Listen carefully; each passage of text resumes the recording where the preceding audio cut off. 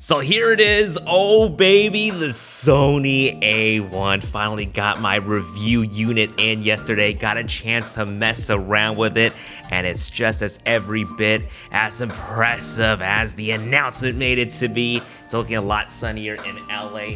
I'm gonna go shoot after this, for sure. But before I go, I do want to make this quick video in terms of photos, videos, any sort of performance showcase. We are being asked to hold off on that until early February, so if you're not interested in this video, feel free to check back again in about a week or so. But today's quick video, I want to talk about the whole no flip out screen debate. Ever since this camera was announced, it was met with overwhelmingly positive reactions. Well, not for the price for most folks. But a large percentage can still agree this is one hell of a kick-ass camera. Pinnacle photo video tech device, and it's still exciting regardless if you're getting one or not. And if you can't afford one now, hey, there's the used market, just wait a bit or wait a couple of years for this camera's price to go down. But I think for most people, they're just gonna wait and see if the A7 IV is up their alley. But anyway, probably the largest argument that I've seen from my last YouTube video, on Facebook groups, as well as Instagram, is the great no flip out screen debate. As you can see, Sony decided to go with the back tilt screen, exactly what we had before. It may seem kinda odd because Sony introduced the flip out screen on the ZV-1, their pocket-sized point-and-shoot vlogging camera. They've also included it on the A7S III and the A7C. It just really seemed like they were going to include flip out screens on their other models as well. But with the introduction of the A1, maybe not now? But the amount of comments and posts that I've seen about the A1 not having a flip out screen, it's a lot more polarizing than I thought. You have one side that's like, wow, $6,500 camera and no flip out screen, is this a joke?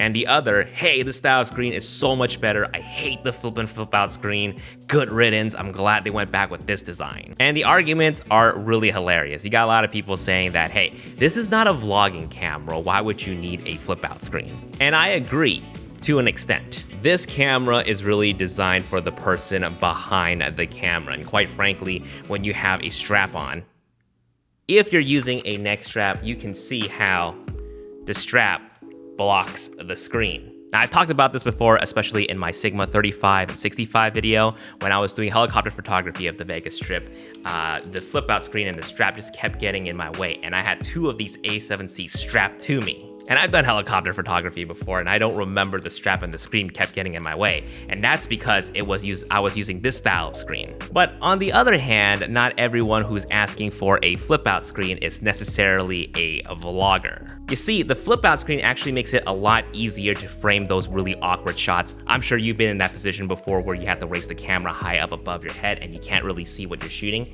Having that flip out screen makes it so you can turn it like this so you can see what you're shooting in front of you and get your horizon straight. Or if you're shooting at a low up angle like this, you can actually get a better shot of what you're shooting. Versus a tilt screen like this, it does make it a bit harder. So the flip out screen is definitely beneficial primarily for portrait photographers, so it's really valid for them to ask for a flip out screen. However, you could argue that this camera is meant for high-speed action, sports, and birds, and not so much for portraits, so the screen is fine. And 30 frames per second for portraits might be an overkill unless you shoot high-speed action portraits. Hey, that could be a thing. If you do a lot of portraits and you need the high megapixel count, then hey, hopefully the A7R5 will have the flip out screen. And I really think that particular series of a camera would benefit having a flip out screen. For me personally, I'm fine with the tilt screen. I placed a pre-order for this camera knowing exactly full well how I'm going to be using it.